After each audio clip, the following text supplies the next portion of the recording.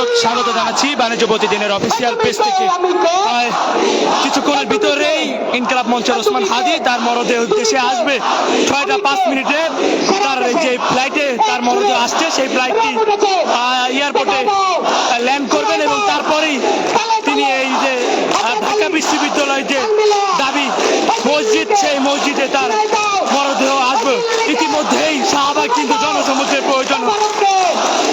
জনসমুদ্রে পরিণত হয়েছে। আপনারা দেখতে পাচ্ছেন পুরো শাহবাগ কানায় কানায় পরিপূর্ণ এই ছাত্র জনতা, এবং তারা কিন্তু সবাই স্লোগান দিচ্ছিলেন হাদী হাদী বলে।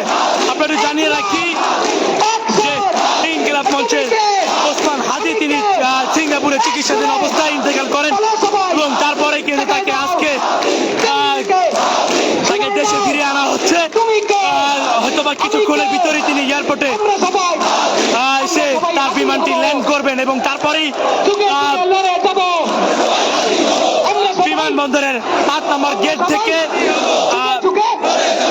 এলিভেটেড মালিবাগ মগবাজার হয়ে টিএসসি হয়ে তারপর ঢাকা বিশ্ববিদ্যালয় তার অ্যাম্বুলেন্সে এসে পৌঁছাবে এবং সেই তথ্যই কিন্তু নিশ্চিত করেছে তার দল ইনকিলাব মঞ্চ। ইতিমধ্যেই আমরা দেখতে পাচ্ছি যে পুরো শাহবাগ কিন্তু ছাত্র জনতায় পরিপূর্ণ হয়েছে।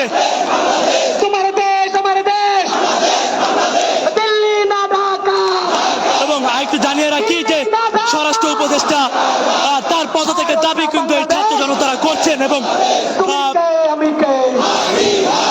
হাদীর সুষ্ঠু বিচার দাবি কিন্তু ইতিমধ্যে করছেন। আপনারা দেখতে পাচ্ছেন যে ছাত্র জনতা রয়েছেন, তারা কিন্তু স্লোগান দিচ্ছিলেন এবং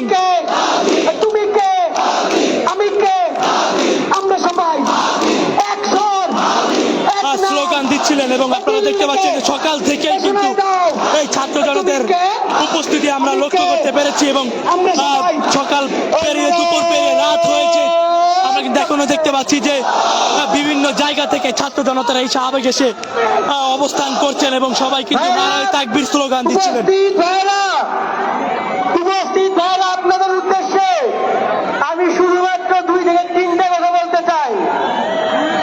আমরা তো লড়াই করতে চাই, আমরা তো হাদী ভাই শত্রুর বিরুদ্ধে লড়তে চাই। আমাদের শত্রু চেনা প্রয়োজন, আমাদের শত্রু চেনা প্রয়োজন। হাদী ভাই আমাদের সেই শত্রু চিনিয়ে দিয়ে গিয়েছেন। আমাদের শত্রুরা কিন্তু বর্ণচোরা, আমাদের শত্রুরা কিন্তু বর্ণচোরা। এরা দেখবেন হাদী ভাইকে নিয়ে এখন একটা কথাও নাই। হাসিনার মতো ছাত্রলীগের সন্ত্রাসীরা ঢুকে প্রথম আলো দিল্লি স্টারে আগুন ধরিয়েছে এবং ছাত্র জনতা নিভাইতে গেছিল। দর্শক, আপনাদের জানিয়ে রাখি যে ইনকিলাব মঞ্চের ওসমান হাদী তিনি কিন্তু ঢাকা 8 আসন থেকে নির্বাচনের ঘোষণা তিনি দিয়েছিলেন এবং তারপরে কিন্তু তিনি পুরো ঢাকা 8 আসন জুড়েই তিনি তার নির্বাচনী প্রচারণা চালাচ্ছিলেন এবং সেই গত শুক্রবার জুমার নামাজের পর অর্থাৎ 2টা নাগাদ তিনি আমাদের শত্রু একটা নাম হচ্ছে আওয়ামী শাহবাগী, আমাদের শত্রুর নাম হচ্ছে আওয়ামী শাহবাগী। এই আওয়ামীরা সুস্পষ্ট, কিন্তু শাহবাগীরা কিন্তু সুস্পষ্ট না। এরা রং বদলায়, এই রং তিনি জুমার নামাজের পর তিনি তার আসন যে ঢাকা 8 আসন, সেই 8 আসনে গণসংযোগ চালিয়েছিলেন। তারপরে ফেরার পথে তিনি গুলিবিদ্ধ হন এবং তারপর তাকে ঢাকা মেডিকেলে ভর্তি করানো হয় এবং তারপর থেকে তার পরিবার তাকে এবার কেয়ারে নেন উন্নত চিকিৎসার জন্য। কিন্তু তার অবস্থা বেশি সংকটপূর্ণ হলে তাকে উন্নত মানের চিকিৎসার জন্য এয়ার অ্যাম্বুলেন্সে করে তাকে সিঙ্গাপুর নেওয়া হয় এবং সেখানে তিনি 2-3 দিন চিকিৎসাধীন অবস্থা থাকায় কালকে রাতে তিনি ইন্তেকাল করেন এবং তারপরে কিন্তু পুরো ঢাকা শহর উত্তপ্ত হয়ে পড়েছেন। আমরা দেখেছি বিভিন্ন দলের রাজনৈতিক নেতাকর্মীরা তারা বিক্ষোভ মিছিল করছেন এবং তার দ্রুত বিচারের দাবি কিন্তু তারা করছিলেন এবং আমরা কালকে দেখেছি যে রাতে বিভিন্ন জায়গা অগ্নিসংযোগ করেছে। যেমনটি আমরা দেখেছিলাম যে কালকে রাতে প্রথম আলো, ডেইলি স্টার, বিভিন্ন গণমাধ্যম পত্রিকার অফিসেও কিন্তু আমরা দেখতে পেয়েছি যে আগুন দিয়ে ছাত্র জনতা ক্ষোভ জানিয়েছেন এবং তারপর থেকেই কিন্তু সকালবেলা আমরা শাহবাগ চত্বরে দেখেছি যে বিভিন্ন ছাত্র জনতা তারা এখানে এসে জড়ো হন এবং বেলা বাড়াবার সাথে সাথে জুমার নামাজের পর কিন্তু আমরা ব্যাপক ছাত্র নেতাদের আমরা উপস্থিতি আমরা লক্ষ্য করেছি এবং সবাই কিন্তু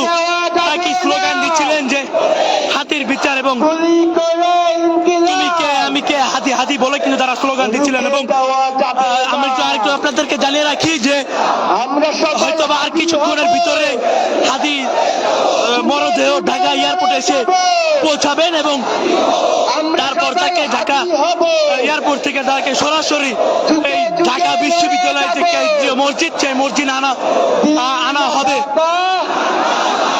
দিল্লি না ঢাকা, দিল্লি না এবং সেখানে তার প্রথম জানাজা মামাবাড়ি হবে এবং দ্বিতীয় জানাজা হয়তো বা কালকে ঢাকার মানিক মেহবুনিতে অনুষ্ঠান হবে।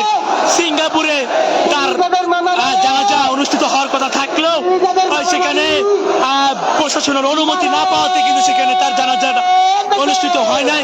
সেক্ষেত্রে তাকে ঢাকা বিশ্ববিদ্যালয় মসজিদের সামনে তার প্রথম জানাজা অনুষ্ঠিত হবে এবং তার দ্বিতীয় জানাজা হয়তো বা কালকে মানিক মেহবুনিতে অনুষ্ঠিত হবে। ইতিমধ্যে দেখতে পাচ্ছেন যে পুরো শাহবাগ চত্বর কিন্তু পুরো কানায় কানায় ছাত্র জনতা পরিপূর্ণ হয়ে রয়েছে এবং স্বৈরাচারের আস্তানা, ফাঁসি ফাঁসি ফাঁসি চাই, খুনি হাসিনার ফাঁসি চাই, হত্যাকারীর ফাঁসি চাই, অ্যাকশন টু অ্যাকশন, ভারত না বাংলাদেশ, দিল্লি না ঢাকা,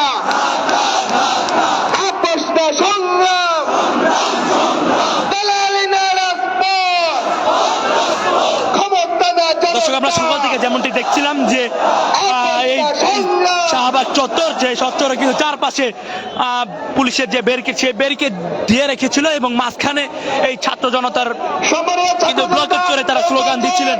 আমরা দেখছিলাম যে বেলা বাড়ার সাথে সাথে বিভিন্ন জায়গা থেকে ছাত্র জনতা কিন্তু বিক্ষোভ মিছিল স্বাধীন সার্বভৌম বাংলাদেশের জন্য লড়াই করতে রাজি আছেন।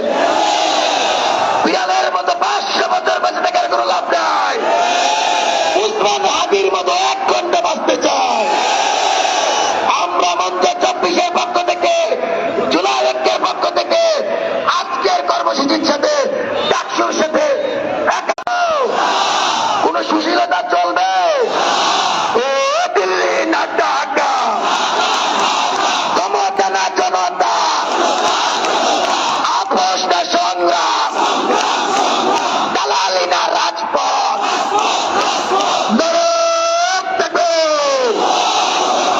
সম্মানিত সতী, আজকের অনুষ্ঠানের সাথে একাত্মতা ঘোষণা করছি এবং হাদি ভাইয়ের মতো স্বাধীন সার্বভৌম ইনসাফের লড়াইয়ে আজীবন লড়ে যাব। হয়তো আমরা দিল্লির আধিপত্য হতে মুক্ত হব, আমরা আমাদের জীবন দিতে পারি, কিন্তু দিল্লির কাছে বাধাহত করতে পারি না। আসসালামু আলাইকুম।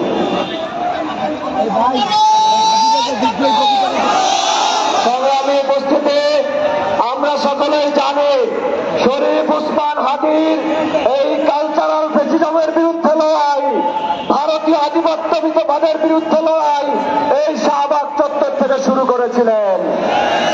যেই কারণে আমরা বলতে চাই এই শাহবাগ চত্বরকে শহীদ ওসমান হাদি চত্বর হিসাবে ঘোষণা করতে হবে। ইনকিলাব ইনকিলাব, জিন্দাবাদ জিন্দাবাদ, মুজিবাদ মুজিবাদ, মুর্দাবাদ মুর্দাবাদ। এই আমার সোনার বাংলায় খুনি হাসিনার ঠাঁই নাই।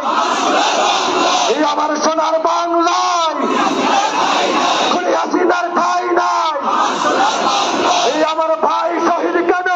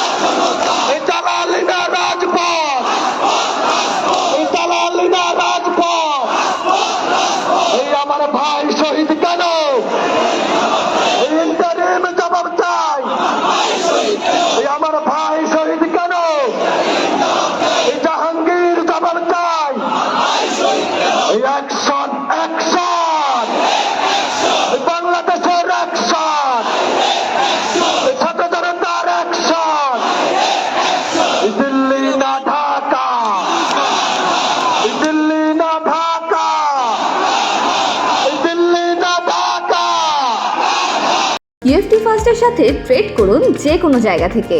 ক্যাম্পাসে ক্লাসের ফাঁকে, ঢাকার জ্যামে বসে কিংবা ঘরে বসে ট্রেডিং এখন হাতের মুঠোয়। তাই ট্রেড করুন যখন খুশি, যেখানে খুশি।